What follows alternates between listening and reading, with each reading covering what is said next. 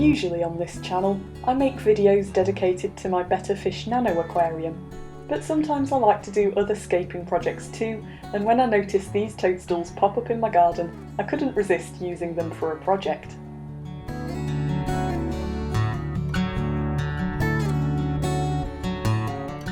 I decided to create a terrarium in a jar, using only things collected from my garden, like these pyracantha berries. I also took a small cutting from the tip of this succulent.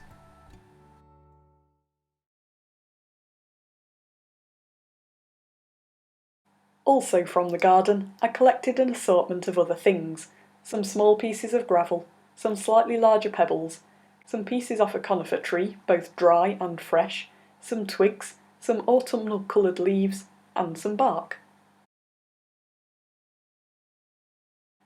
There are some pots in the garden where moss grows really well. I took a few different sized pieces, and I can always replant what I don't use.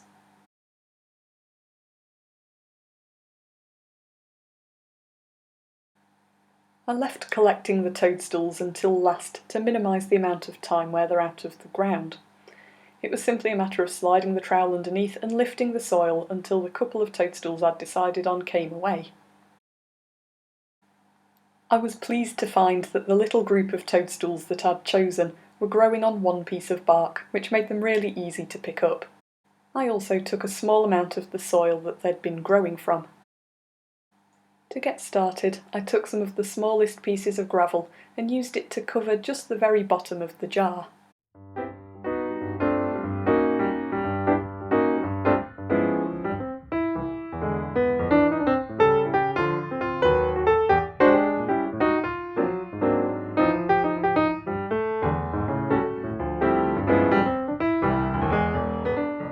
I chose 2 pieces of moss to use as the foreground of the display.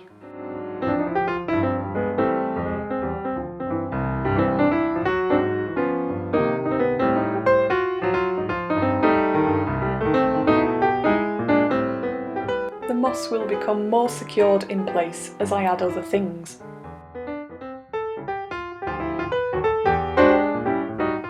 Next, I'm going to fill in behind the moss using the soil that I took from the toadstool patch.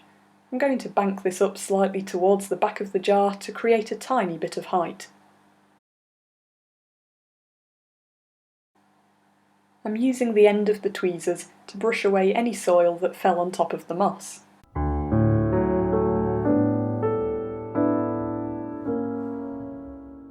A spray of water to keep the moss damp, and also dampening the soil will make it easier to work with. Now it's time to begin adding some of the conifer. I'm breaking it into smaller pieces so it's more in keeping with the scale of the tiny toadstools.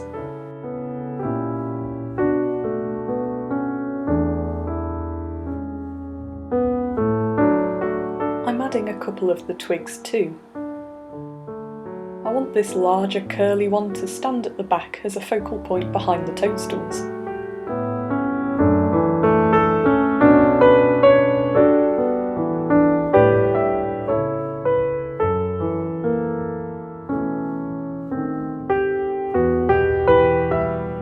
I'm trying not to overthink where I put each piece. I want it to look quite random, as though it's a piece of forest floor.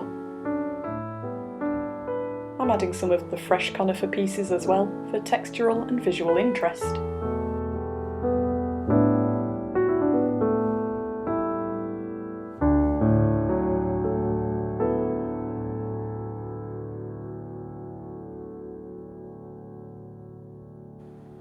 I'm also adding some of the tiny pieces of gravel that I used for the initial base layer of the jar.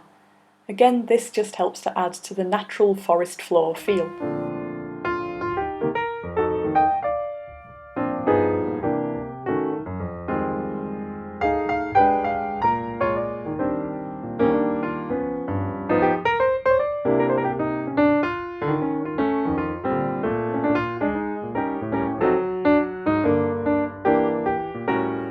Take the small cutting of succulent from earlier and gently begin removing some of the lower leaves.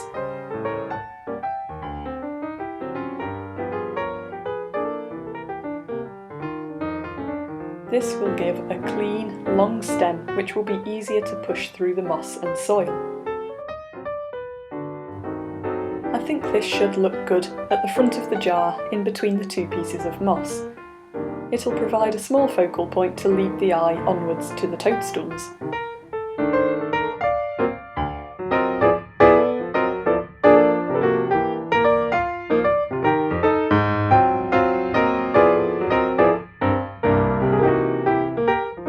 With the succulent in place, I can carry on building up the layers of conifer pieces. I'm still trying not to overthink where each piece goes, but I am aiming for balance around the jar.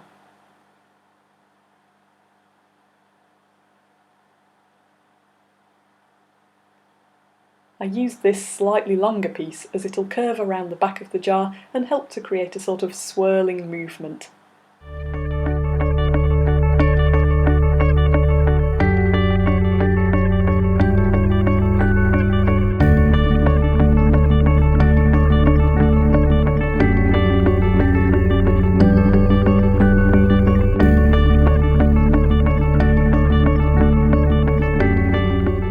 This silver birch leaf might be a little on the large side, but I can't resist the colour.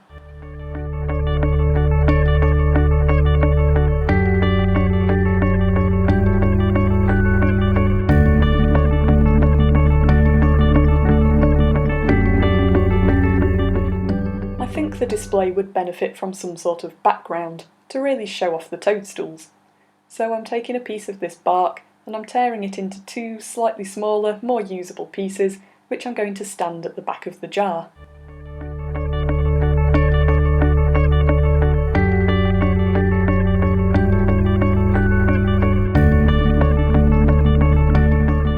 While I was concentrating on the first part of the build, I left the toadstools outside so that they didn't get too warm, but now it's time to add them. Cleared away some of the excess soil and bark and broke the toadstools into two groups of two to make them easier to handle into the jar. The toadstools are so delicate and I don't want to damage them, but they're also really fiddly to pick up. It goes without saying that unless you're absolutely certain about what variety of toadstool you're handling, you really shouldn't touch them with your bare hands and make sure that you do wash your hands afterwards. No matter how careful I was trying to be, I did still manage to give the toadstool a slight bump on the lip of the jar, but luckily it survived. I'm pushing them down gently, but firmly, into the space in the soil I left in the middle.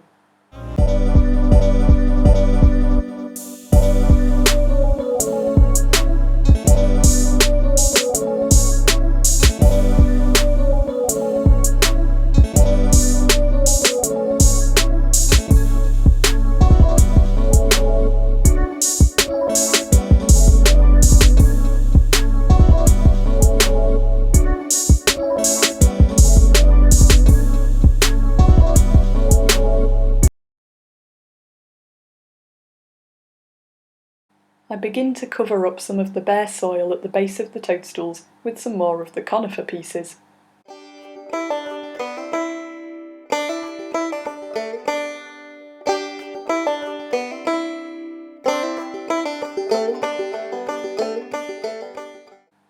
I think a couple more chunks of the tiny pieces of gravel right underneath the toadstool would look good too.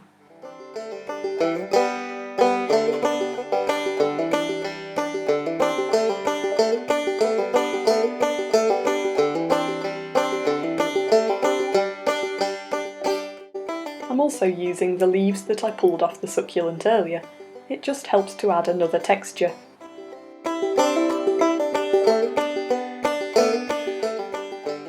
This small red pyracantha leaf is going to look really good contrasting against the larger yellow leaf. This wouldn't be much of an autumnal project without some pyracantha berries to go with the toadstools. I initially cut off a bunch of 4, but things look better in 3s, so I cut one off. I want the orange berries to go next to the yellow leaf and to sit right underneath the toadstools.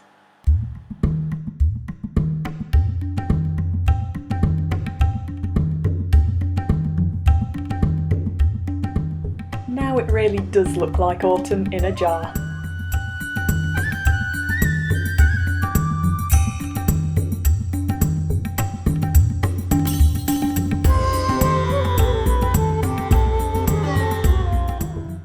just add a final few more touches here and there. It's amazing how many things you can fit into one tiny space.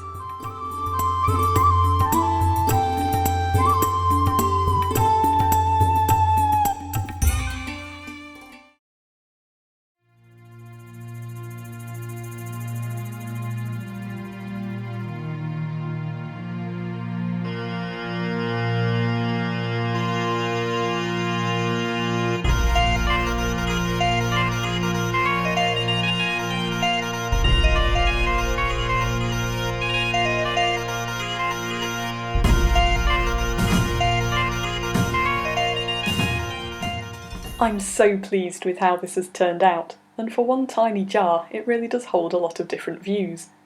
I'm just going to drip in a final bit of water to make sure everything is nice and cool and damp.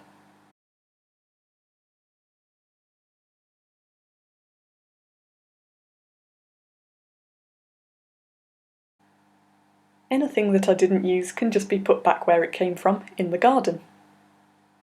I think it's important to point out that I know this terrarium won't last for very long. Toadstools come and go quickly outside, and they will here too. But as fungi are often seen as a nuisance in terrariums, I thought it would be fun to make a project that celebrates them, and to enjoy it for just as long as it lasts.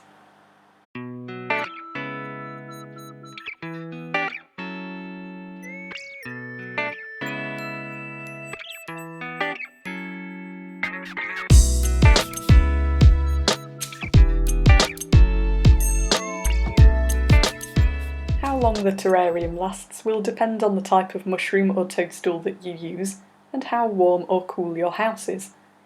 In a cool room, I think this could last for several days. I might even put it outside in the shade and bring it in the evening when I want to enjoy it.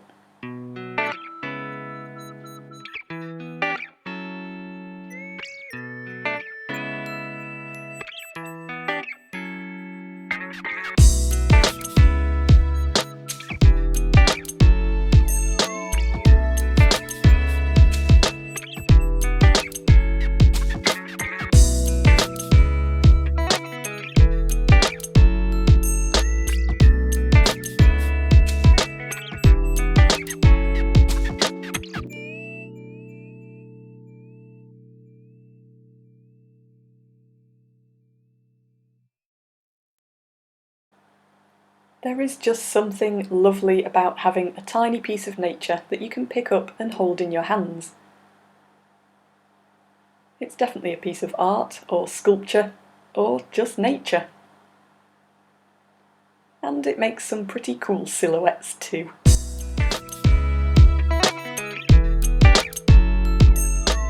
If you've ever tried making some sort of terrarium project with toadstools or mushrooms, or if you feel inspired to now, I'd really love to hear about it, so do drop me a comment down below.